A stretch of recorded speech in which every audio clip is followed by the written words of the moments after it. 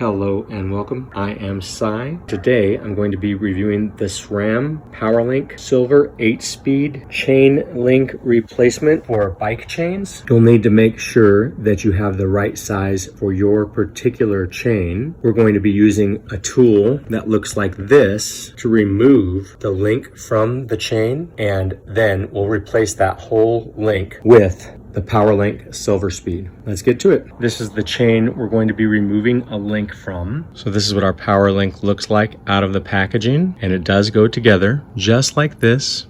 And then this pin here is going to fit into this side and pulled that direction, and the pin on the other side will be pushed into here and then pushed that direction. So in this case, we're going to be removing one whole link. So that means I'm going to be removing 2 pins. So here's how we do it. We just put our chain into the slots like you can see here, and then I'm going to screw this pin in here just like this, and you'll see when it hits the pin. Now I'm just going to gently turn it, and you'll start to feel the pin push through.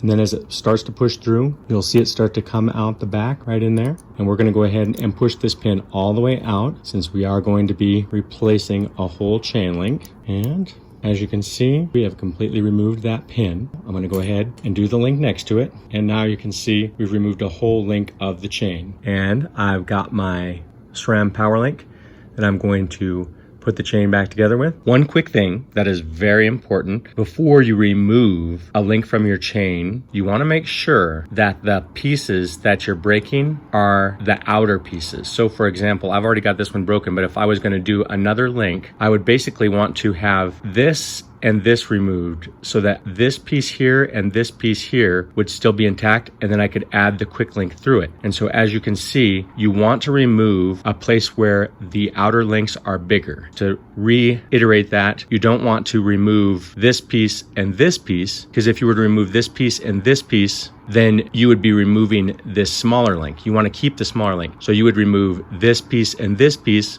so you remove this outer link. And so once you've done that, you're ready to add your power link. You're just going to come through the back of the chain with one piece like that, and then you'll come through the front of the other piece like this. So you've got one coming from the front, one coming from the back, and then you're going to line them up so that these pins, or these pins right here, go through the smaller hole, or through the bigger hole I should say, right here for example. You line them up and push in.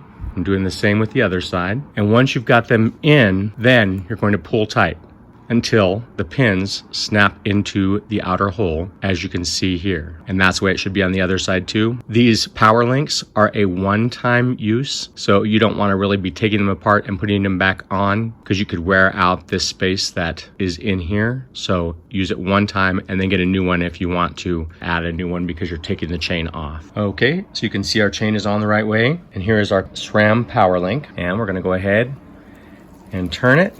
And it's holding good, and the chain seems smooth. Doesn't seem like the link is causing any issue, so I'd say that was success. So I hope you enjoyed this review of the SRAM PowerLink. If you did, please give me a thumbs up, subscribe to this channel, and share this video. Links are in the description in case you want to help support this channel, and I will see you next time. Thank you so much for watching.